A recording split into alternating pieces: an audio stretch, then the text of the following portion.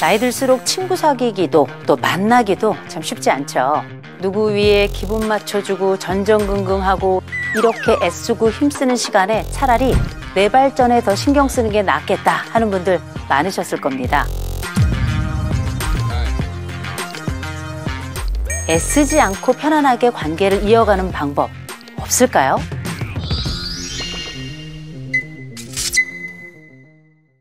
안녕하세요, 이호선입니다.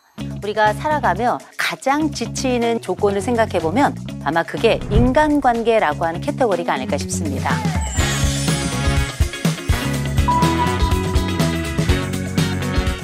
일단 우리가 인간관계에 쉽게 지치는 사람들의 몇몇 특성이 있는데 제일 먼저 관계의 기대 평균값이 너무 높은 분이에요. 그런 분들은 다른 친구들이 주변에 다가가기도 좀 어렵고 사실상 관계를 맺고자 해도 거절감을 굉장히 많이 느끼게 돼서 외로울 수밖에 없는 분이고 내 주변엔 왜 이런 사람들만 있나 이런 생각들이 들어서 사실상 기분이 좋지 않죠.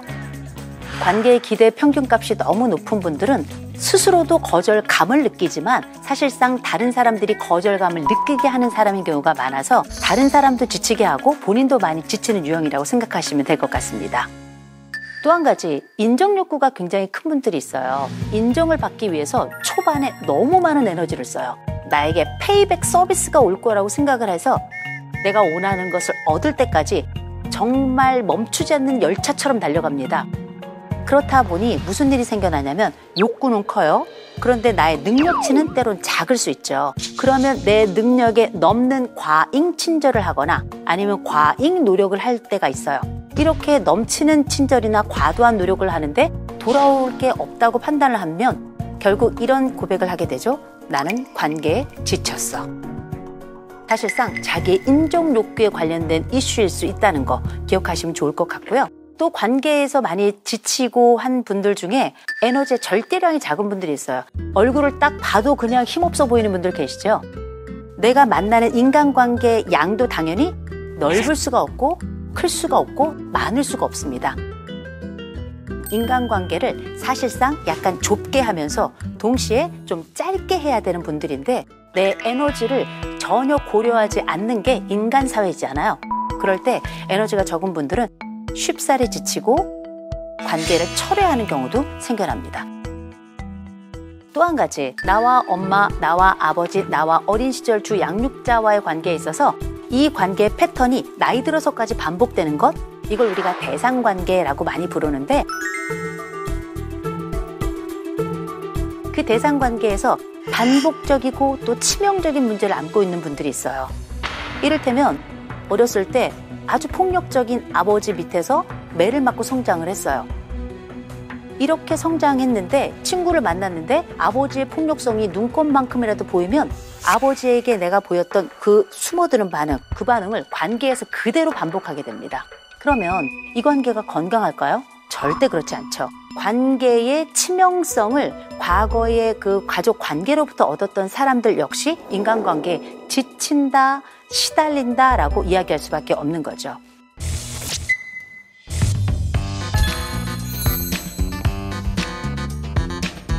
그런 건 없습니다. 이 세상에 공짜가 어디 있어요. 우리가 이렇게 편안하다라는 말을 쓰는 건 균형감을 가지고 있다 혹은 균형을 이루고 있다라고 얘기해야 될 텐데 관계 균형이라고 하는 건 관리가 이루어진 겁니다. 그만큼 에너지가 들어가야 된다는 거예요.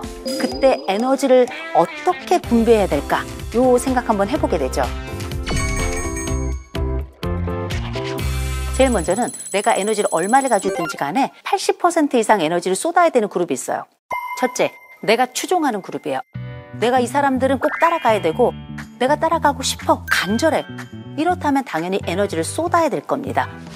두 번째는 인격적 그룹이 있어요. 이 그룹은 어떤 그룹이냐면 어려운 일 있으면 제일 먼저 달려와요. 농담으로라도 내가 이런 일이 있었어 라고 이야기하면 반드시 공감적인 말로 위로를 해주고요. 그리고 도와줄 때는 정말 화끈하게 도와주고요. 이런 그룹은 인격적 그룹이라고 봐야 될 겁니다. 세 번째가 멘토 그룹입니다. 멘토 그룹은 내가 그들을 추종하는 그룹이기도 하지만 그 속에서 성장하고 거기서 감동까지 갖는 그룹이 멘토 그룹이에요.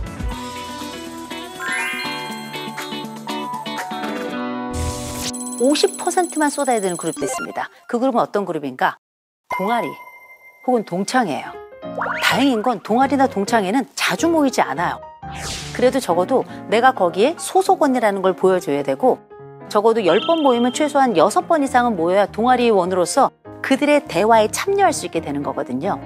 하지만 이 그룹은 우리에겐 선택적 그룹이기 때문에 50% 정도라고 말씀을 드리는 겁니다. 대신에 나도 공을 들여야 되는 그룹이라는 거 말씀드리고요. 마지막으로 30%만 쏟아도 되는 그룹이 있습니다. 내가 굳이 먼저 연락 안 해도 나한테 전화해주는 그 그룹들이 있어요.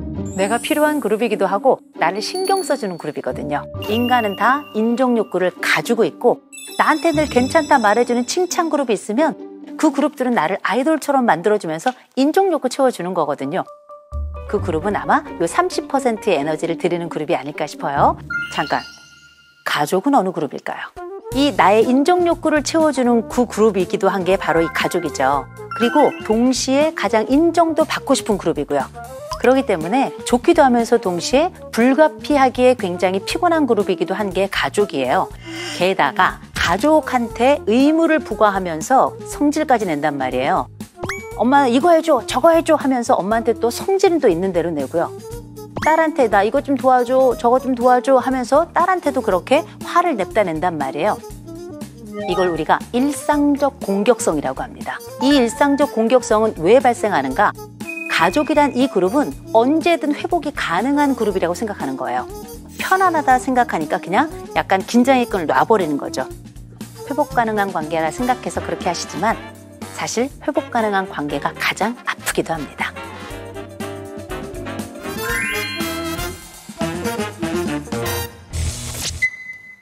자, 그러면 우리가 이 그룹별 80% 그룹, 50% 그룹, 30% 그룹 이렇게 에너지를 분배했어요? 분배한다고 끝나나요? 아니죠. 관리해야 되겠죠. 에너지를 많이 투자해야 되는 그룹, 그 가운데 소중한 사람들을 놓치지 않는 방법 먼저 말씀드릴게요. 몇 가지 방법이 있습니다. 첫 번째, 친구 생일 꼭 챙기세요. 기쁨을 공유하는 그 시간을 갖는 겁니다. 마음을 전하는 과정이죠. 그래서 요새 쿠폰 같은 거 많이 보내잖아요.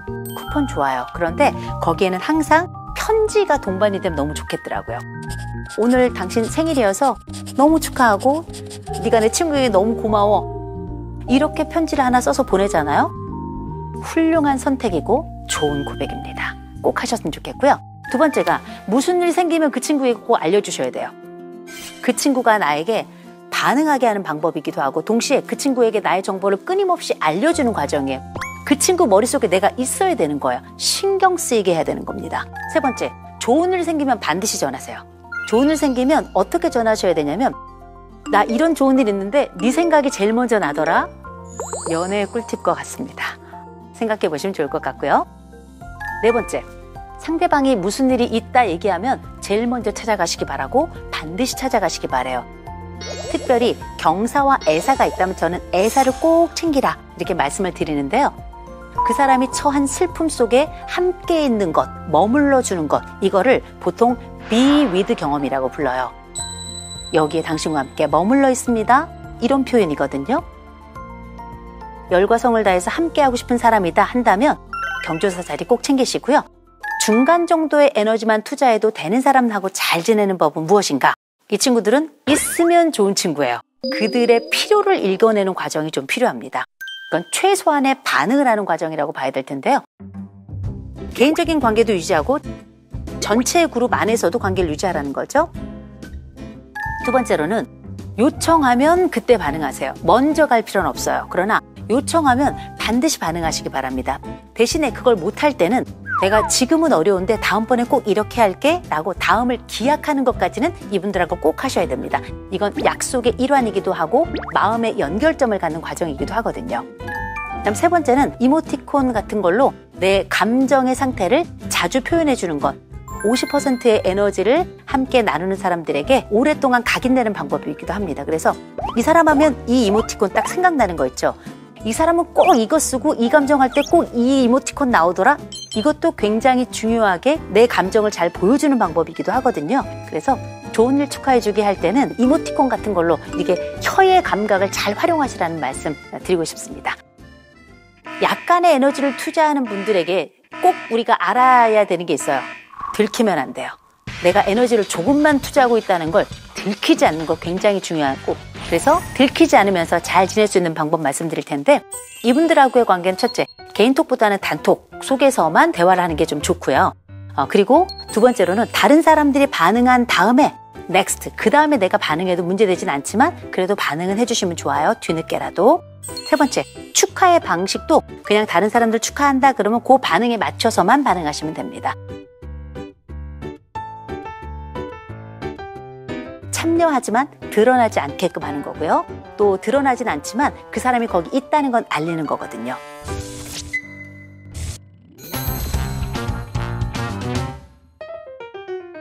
때로는 우리가 스트레스를 넘어서 해가 되는 친구들도 있기 때문이에요. 나와 내 친구를 갈라놓는 사람도 있고요. 나와 내 가족을 갈라놓는 사람도 있고요. 지속적으로 반복적으로 사람들에게 계속 상처 주는 사람들이 있어요. 이런 사람들하고 관계를 어떻게 유지해야 될까요? 물어보시더라고요. 유지하지 마세요. 중년 정도 나이가 되죠. 어떤 것이 좋은지 나쁜지는 어느 정도는 파악할 수 있는 나이잖아요. 다른 사람들에 대해서 거침없고 잔인하다면 이 사람의 이 칼날은 반드시 나에게도 돌아옵니다. 끊으세요. 어차피 나랑 이어질 관계는 정해져 있고 지속적으로 이어질 거고요. 인생을 살아오면서 이미 관계의 켜 속에서 우리가 알아왔고 또 경험을 통해서 열매를 맺은 결과물이거든요. 괜찮습니다. 주도적으로 취사 선택하시기 바랍니다. 그렇다면 애쓰지 않아도 오래가는 친구 관계를 다지는 비결은 뭘까요? 바로 유쾌함입니다. 사람은 재미있는 사람을 좋아해요. 또 재미있는 사람을 중심으로 관계망을 형성하게 됩니다. 근데 성인이 돼서 스트레스 있죠? 책임감 있죠? 짓눌려 살죠? 이러다 보면 나의 그 청춘의 아름다움과 유쾌함은 어느덧 날아가 버리고 없는 것 같단 말이에요. 잃어버린 그 유쾌함 다시 되찾을 수 있는 방법은 없을까? 저는 유쾌함의 필수 요소 5가지로 말씀드립니다. 이렇게 5가지가 보통 유쾌함의 필수 요소다 이렇게 말씀드리는데, 근데 그중에 제일 중요한 거, 나만의 방법은 어떻게 발굴해 낼 것인가, 요거 제가 몇 가지 말씀드릴 텐데요. 첫 번째, 유쾌한 사람 옆으로 가세요. 상상력부터 시작해서 경이감에 이르기까지 5개의 유쾌함을 그 사람은 이미 가지고 있는 거거든요. 그 유쾌한 사람의 환경 통제력과 환경 해석력을 배운단 말이에요. 유쾌한 사람 곁에 가서 유쾌한 사람의 기운을 받아라. 두 번째로는 유쾌한 컨텐츠를 좀 즐겼으면 좋겠어요. 유쾌한 컨텐츠를 보는 게 어떤 건가 생각해보면 그 가운데 우리는 웃고 끝나지 않아요. 그 유쾌함을 거기서 또 묻어나고 기억하고, 그리고 그중에 또 재밌는 건 내가 가지고 있다가 혼자 또 키득키득 웃기도 합니다. 그 유쾌함의 컨텐츠를 가지고 오는 거예요. 세 번째는 내가 유쾌한 사람임을 한번 실험해 보는 거예요. 어디 가나 괜찮은 유머, 통하는 유머가 있어요. 그리고 이 통하는 유머는 항상 어떻게 벤치마킹 하시면 좋습니다. 이렇게 유쾌함이라고 하는 건 어떤 컨텐츠를 통해서도 심지어 나의 실험을 통해서도 가능한 일이라는 거 말씀드리고 유쾌함에 동참하시기 바랍니다. 아무리 평생 갈 친구라도 하지 말아야 될 건 분명히 있습니다. 첫째, 무시하면 안 돼요. 무시는 관계의 재앙을 부르는 지름길이고요. 특별히 무시를 넘어서 공개 망신을 주는 경우가 있습니다. 이거는 관계 지옥의 문을 여는 거고요. 다음 생에까지 칼싸움할 거예요. 두 번째, 상대의 치명적인 과거 언급하면 안 돼요. 친구의 이혼, 친구의 파산, 친구의 숨기고 싶은 바로 그 이야기. 사실이지만 이 사람이 들으면 기분 나쁠 그런 이야기 있잖아요. 물론 말한 사람은 안타까움을 얘기하겠지만 이 말을 들은 당사자는 얘가 나를 무시한다고 생각한 거죠. 치명적인 과거는 절대 언급하지 말고 무덤까지 가져가시기 바랍니다. 그게 친구예요. 세 번째, 돈 빌리시지 마세요. 돈 빌리는 건 정말 치명적인 거고, 돈을 빌려주고 빌려오는 관계 중에 항상 잔존하는 긴장 관계가 있어요. 긴장이 나중에 파급 효과를 거치면서 갈등 관계로 넘어가는 거거든요. 거절하시고 나중에 미안하다고 말하세요. 그럼 그 관계는 회복이 가능한데 안 갚는 돈은 회복이 안 됩니다.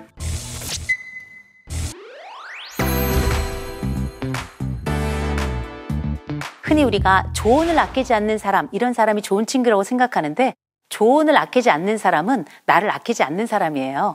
대단한 친구가 되려고 하지 마시고요. 그냥 옆에 있는 친구가 되어주셨으면 좋겠고요. 조언보다 공감해 주셨으면 좋겠다. 또 공감보다 옆에 존재해 줬으면 좋겠다. 이런 말씀 드립니다. 만나면 좋은 친구가 아니고요. 좋은 친구니까 만나는 겁니다. 남들이 하는 사랑은 참 행복하고 편하게 잘 흘러가는 것 같은데 내 사랑만 끊임없이 암초에 부딪히는 그런 분들 계시죠? 방해자가 생기는 것도 아닌데 안 되고 누가 뭐 어떻게 하는 것도 아닌데 계속 뭔가가 잘 안 되시는 분들, 내가 사랑만 하면 불안해지는 사람들, 내가 너무나 불안한 나머지 내 사랑을 내가 말아먹는 분들, 이런 분들을 위한 강의입니다.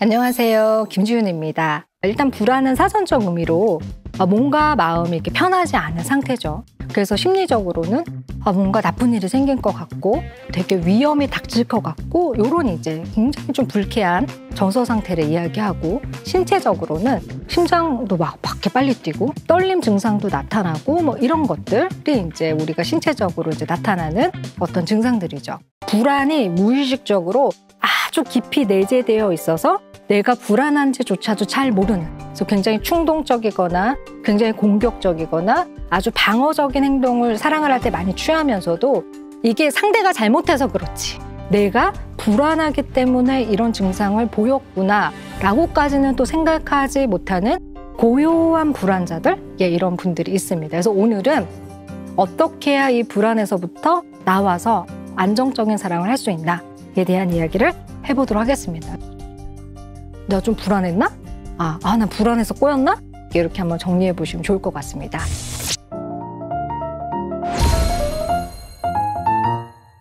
자, 불안이 높은 사람들은 그들만의 사랑의 방식이 있는데요. 주로 다음과 같은 패턴을 가지게 됩니다. 첫 번째, 새로운 사람을 만날 때 자기 개방의 속도가 매우 빠릅니다. 뭔가 굉장히 어떤 환상을 가지고 갈망하는 상태이기 때문에 이 사람 너무 괜찮다, 이런 느낌을 받으면 상당한 양의 에너지를 가지고 친밀감의 욕구를 완전히 방출합니다. 이 에너지가 실로 엄청나요.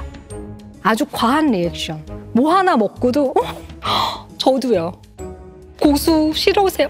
저도 고수 너무 싫은데 고수 먹는 사람 정말 노이해. 막 이러면서 너무 과한 공감? 막 그러다가 갑자기 과한 자기 스토리 오프. 제가 키우던 강아지가요? 막 이러면서 무지개 다리를 건너가지고 막 이런 거를 갑자기 초콜릿 먹다가 막 이렇게 얘기를 하는 거예요. 어떨까요? 상대는 너무 부담스러워. 그래서 이런 평가 되게 많이 받으셨을 거예요. 사람은 괜찮아, 친절하고 좋더라. 근데 약간 좀 부담스러워. 그렇게 나를 개방하고 마음을 막 다 주고 막 열심히 리액션을 하고 최선을 다했는데 잘 안 돼요. 적당한 거리감이 사랑이란 관계에 되게 매력을 주는 에너지라고 볼 수 있는데, 처음에 이 에너지가 너무 다 방출, 댐의 문을 열듯이, 그러니까 상대방이 너무나 압도되기 때문에 굉장히 좀 매력을 덜 느끼게 되죠. 자, 두 번째, 끊임없이 자신이 사랑받고 있는가를 체크하는 거예요. 상대의 표정, 상대의 말투, 연락의 빈도, 이런 거에 엄청나게 이제 민감해요. 그래서 왜 연락이 없지? 그 다음에 내가 무슨 톡을 보냈는데 그 후로 답이 늦다. 그러면 이 사람의 마음에 안 드는 말을 했나? 이 말이 뭐 기분 나빴나? 이런 식으로 상대의 어떤 반응에 대해서 너무나 민감하고요. 일희일비하는 이런 행태를 되게 많이 보이죠. 그러다가 상대가 갑자기 나를 사랑한다는 시그널이 딱 오면은 갑자기 또 인생 희망차지고 아주 세상이 다 아름답고 아주 행복하게 너를 냅둡니다. 이런 식으로 반응을 하면 어떻게 될까요? 상대는 나를 볼 때 너무나 반응적이기 때문에 너무 피로도가 높다, 이렇게 이제 느끼게 되죠. 세 번째, 스킨십이나 성적인 관계를 통해서 불안감을 해소하고 친밀감을 획득하려는 시도를 무의식적으로 많이 하게 돼 있어요. 진짜 친밀감이라는 건 서로 좀 불편한 얘기, 기분 상할 수 있는 얘기를 좀 해도 서로의 곁을 떠나지 않을 거라는 믿음이 있는 거, 이런 게 이제 진짜 친밀감인데, 이제 불안하니까 그런 얘기들을 쉽게 하질 못하는 거예요. 그래서 육체적인 관계로 심리적인 불안함을 다스리면서 이 관계를 견인해 가는 거죠. 근데 이제 이게 계속해서 지속되면은 마음이 굉장히 힘들겠죠. 왜냐하면 진짜 하고 싶은 얘기나 진짜 받고 싶은 사랑을 또 정서적으로 굉장히 다르게 있을 거기 때문에 이럴 때 이제 또 마음이 또 가면 더 어려워질 수 있죠. 자, 그다음에 네 번째는 배우자를 고르는 기준이 정말 까다로워져요. 배우자를 고르는 기준이 신중한 거하고 아주 까탈스러운 거하고는 되게 다른 거예요. 불안하니까 모든 면에서 안정감을 줄 수 있는 상대를 원해요. 이 결혼 자체가 굉장히 불안성을 가지고 있기 때문에 이 불안한 것을 최소화하기 위해서 완벽한 배우자, 이 불안을 계속해서 이렇게 대처할 수 있는 배우자를 원하게 되죠. 근데 문제는 뭐냐면 이 불안에 대해서 내가 능동적으로 해결하려는 생각은 조금 부족한 경우가 많다는 거예요. 왜냐면 나는 불안한 사람이니까 이것을 능동적으로, 주체적으로, 적극적으로 해결해야지 이런 마음의 준비는 좀 다소 부족할 수 있어요. 근데 이런 생각만 조금 더 내 쪽으로 끌어와도 배우자를 고르는 기준이 훨씬 더 부드러워지고 만날 수 있는 폭이 되게 넓어질 거예요. 내가 좀 더 어른으로서 주도적으로 생각할 때 우리가 조금 더 어떤 그 까탈스러운 그런 범주에서 신중한 범주로 넘어올 수 있겠습니다. 다섯 번째, 이런 분들은 이별 후에 후폭풍이 상당히 큽니다. 그 이별해도 우리가 이렇게 머리로 좀 생각해 볼 필요가 있어요. 물론 이별은 너무나 힘들지만 그래, 이 사람이 나랑 안 맞았던 거지. 세상 모든 사람이 날 거절한 건 아니고 이런 식으로 좀 생각을 좀 많이 수정할 필요가 있는데 이 세상에 나를 이해해 줄 사람은 이 사람밖에 없는 것 같고 근데 이 사람이 날 떠났고 세상이 끝났고 이렇게 되면 이제 굉장히 이별이 힘들게 되겠죠. 그래서 조금 더 약간 가볍게 좀 생각할 필요가 있어요. 이처럼 그 불안한 사랑은 그 누구보다도 자기 자신이 정말 힘들어요. 그대로 두면 안 되고 우리가 몇 가지 조치를 하면서 이 불안을 잘 다루어야 되는데 우리가 인지하고 노력한다면 불안한 사랑에서 덜 불안한 사랑으로 그러다가 안정적이기도 한 사랑으로 충분히 발전해 나갈 수가 있습니다.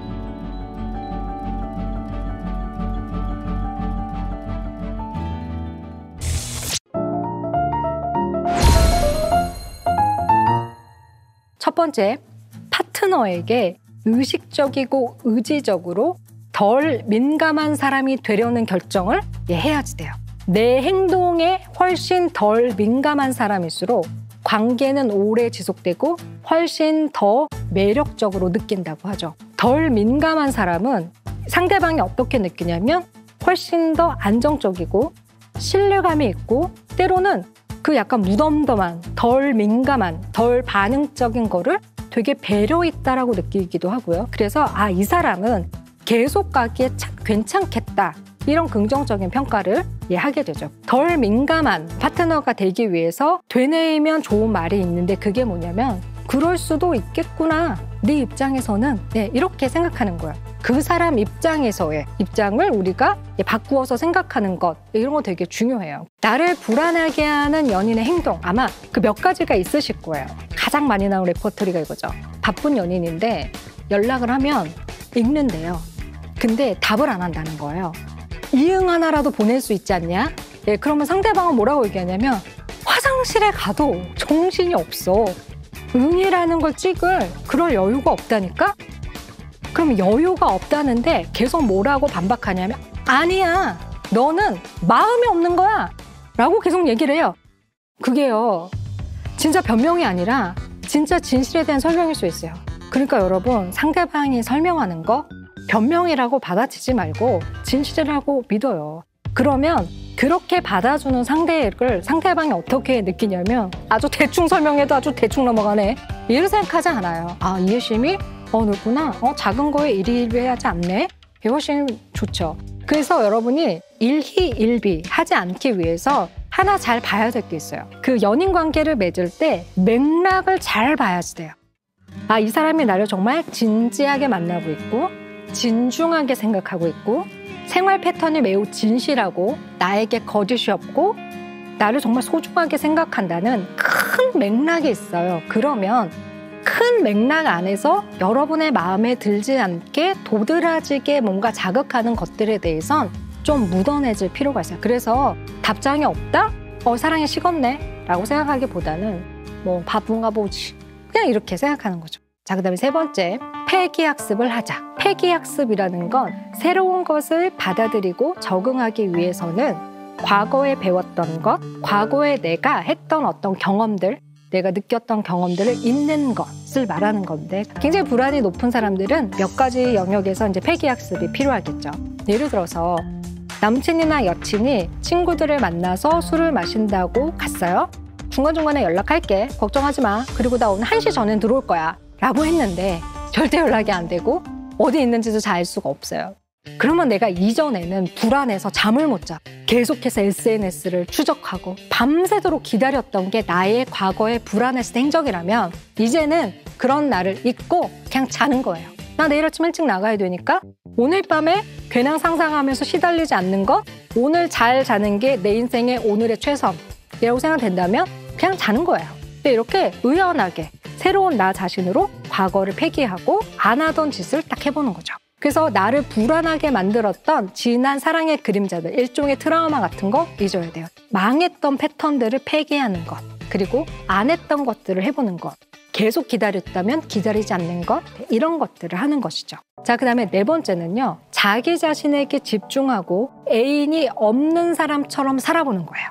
불안이 높은 사람들은 때로는 내가 파트너가 없는 사람이다 라고 생각하면서 한 번쯤 살아보는 하루 이틀이 필요해요. 아주 자기중심적인 생활 방식과 자기중심적인 감정 상태를 다시 한번 리마인드 해보는 건데요. 핵심은 자기 자신한테 계속 집중하는 거예요. 좀 건강한 자아를 팽창해 가는 것, 자기 자신 자체를 단단하게 만들어가는 것, 그래서 의연할 수 있는 힘을 가지게 되는 것, 이런 거 되게 중요한데 그런 것들이 굉장히 작은 성취들을 통해서 일어나요. 예를 들어 1만 보 걷겠다. 계란말이 확실하게 말겠어. 이런 식으로 일상에서의 작은 성취들을 해내는 것, 그것에 집중하는 것, 이것만으로도 자존이 아주 많이 회복이 돼요.